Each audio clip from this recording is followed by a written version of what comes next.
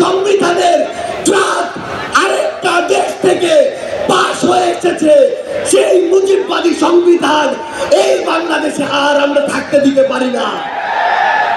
আমরা আজকের এই মঞ্চে মুজিববাদী সংবিধান ভেঙে চুরে শেষ করে দিয়ে নতুন সংবিধান চাইতে এসেছি।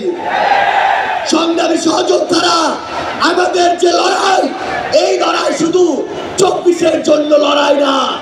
ওই 2009 সালে বিডিআর পরিকল্পিত হত্যাকাণ্ডে যাদের হত্যা করা হয়েছে তার পিছনে প্রত্যেক কুশলীদের সর্বোচ্চ শাস্তি চাওয়ার জন্য আজকে আমরা এই মঞ্চে এসে হাজির হয়েছি।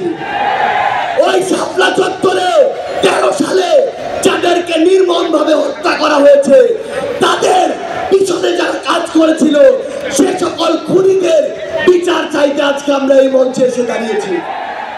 বাংলাদেশের আপামর ছাত্র জনতা, আমাদের সংগ্রামী সহযোদ্ধারা, আমরা শুধু আপনাদের স্পষ্ট করে একটা জিনিস বলি, এই বাংলাদেশে যেমন ইসলাম ফোবিয়ার জায়গা হবে না, ইসলাম বিদ্বেষেরও জায়গা হবে না। এই বাংলাদেশে আমরা যেমন কোন জঙ্গিকে দাঁড়াতে দিব না, তেমনি কোন জঙ্গি নাটকও করতে দিব না।